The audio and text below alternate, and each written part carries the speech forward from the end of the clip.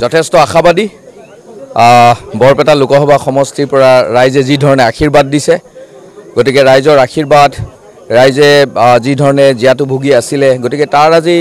উত্তৰ ওলাব গধূলিলৈ ফলাফল হ'ব ফলাফললৈ সকলো অপেক্ষা কৰোঁ এতিয়া বৰ বেছি তাতকৈ ডাঙৰ কথা নহয় ভাৰতবৰ্ষত এইবাৰ সমগ্ৰ ৰাইজে এটা প্ৰতিষ্ঠান বিৰোধী ঢৌ বিজেপি চৰকাৰৰ বিৰুদ্ধে তেওঁলোকে কৰি যোৱা কৰ্মকাণ্ডবিলাকৰ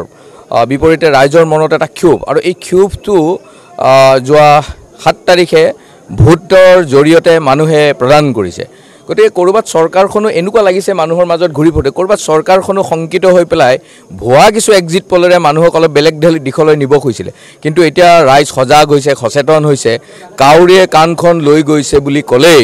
কাউৰীৰ পিছত এতিয়া ৰাইজ নদৌৰে বৰপেটাত ৰাইজে যি ধৰণে আশীৰ্বাদ দিছে মৰম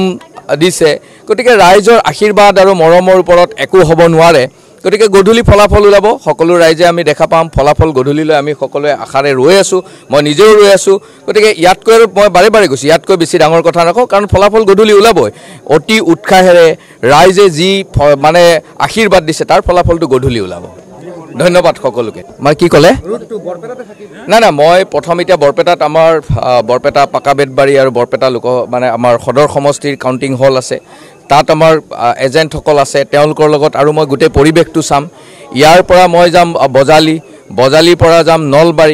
নলবাৰীৰ পৰা মই যাম আমিনগাঁও যদি সময় হয় মই বঙাইগাঁৱলৈ যাব লাগিব আৰু একেবাৰে হেফালে আকৌ অভয়াপুৰীলৈ যাব লাগিব গতিকে 6টা জায়গাত আমাৰ আজি কাউণ্টিং হ'ব আমাৰ সকলো সচেতন হৈ আছে সজাগ হৈ আছে সকলো আমাৰ কৰ্মীসকল আমাৰ কাউণ্টিং হলত থকা এজেণ্টসকল গতিকে চাৰিওপিনে যাব লাগিব আজি